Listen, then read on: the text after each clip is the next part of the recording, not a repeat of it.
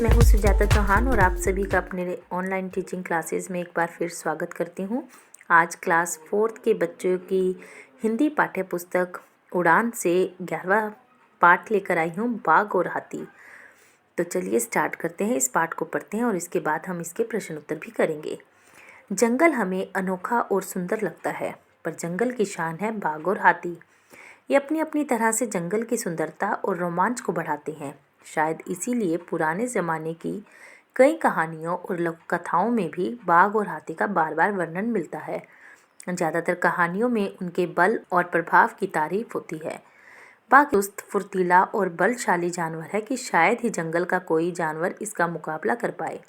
बाघ की पहचान इसकी काली धारियाँ हैं, जिनके कारण ये धारियों वाला जानवर भी कहलाता है। अंग्रेजी में इसे टाइगर कहते हैं। बाघ की एक और खासियत इसका पारिवारिक जीवन है। यह अपनी पत्नी और बच्चों से बहुत प्यार करता है। वैसे शिकार तो ज़्यादातर बाघिन करती हैं और वहीं बच्चों का शिकार करने लायक और आत्मनिर्भर भी बनाती हैं। बाघ छोटे मोटे जानवरों की तो परवाह भी नहीं करता, वे तो उसकी एक गर्जन से ही थरथरा जाते हैं। हाँ, जंगली सुअर और हाथी इसे चुनौती दें तो कई बार भिड़ंत बड़ी रोमांचक हो जाती है। कभी कभी दो बाघ भी आपस में भिड़ जाते हैं। ऐसी हालत में जब तक एक खत्म ना हो जाए या मैदान छोड़कर ना भाग जाए, तब तक मुकाबला चलता रहता है। दोनों चाहे कितने ही लहूलुहान क्यों ना हो जाएं, लड़ाई नहीं रुकती। आज जंगल के राजा बाघ पर संकट मंडराता जा रहा है। आदमी छल बल से उन्हें मार देता है। अगर ऐसा ही चलता रहा तो बाघ, जिन्हें भारत की शान कहा जाता है, वे केवल किस्से कहानियों में ही रह जाएंगे। बाघ की तरह हाथी भी बेहद बुद्धिमान और बलशाली जानवर है। इसकी शान का भी जवाब नहीं। बाघ की तुलना में ये काफ़ी विशाल जानवर है, जिसे आते देखकर लगता है कि जैसे कोई छोटा मोटा पहाड़ चल रहा हो। पर हाथी बड़ा अनोखा जानवर भी है। छोटे छोटे बच्चों को सूंड से उठाकर अपनी पीठ पर बिठा लेना और फिर सवारी का पूरा आनंद देना इसे बड़ा पसंद है। ऐसे समय हाथी की आंखों में भी बड़ी गहरी ममता देखी जा सकती है। वैसे सर्कस में यह एक से एक बड़े अजूबे दिखाता है। किसी बड़ी से बड़ी बाधा या मुश्किल में ये नहीं घबराता। हाथी में धैर्य भी है और बल भी और बुद्धि भी, इसीलिए यह सभी का लाडला जानवर है और हर जगह इसे बहुत सम्मान दिया जाता है। हाथी जितना बलशाली जानवर है जंगल में और कोई नहीं। यहाँ तक कि बाघ से भी भिड़ंत हो जाए तो वह भी इसका सामना करने से घबराता है।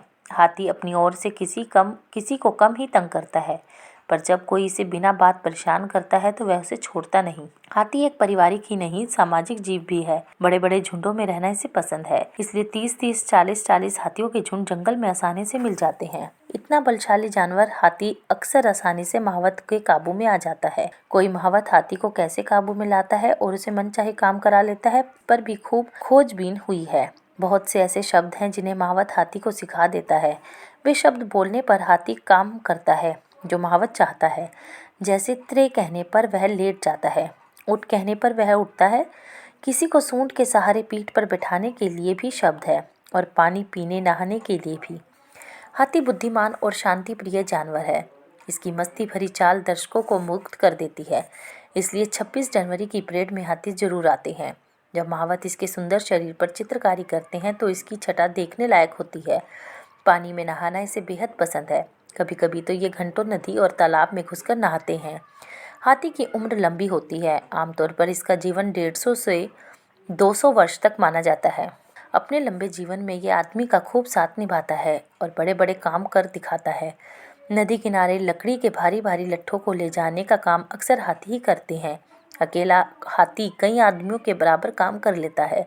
हाथी और बाघ सिर्फ जंगल की शान नहीं, हम मनुष्य के जीवन में भी शान और शोभा है। आज वे संकट में है और यह चिंता की बात है। हम सबको उनके संरक्षण के लिए मिलजुल कर प्रयास करना चाहिए और इस पाठ से शिक्षा मिलती है कि पर्यावरण संरक्षण के लिए मिलजुल कर प्रयास करें और अपने जानवरों को, अपने देश की शान जैसे हाथी हैं और बाघ हैं, उनको विलुप्त होने से बचाएं। धन्यवाद।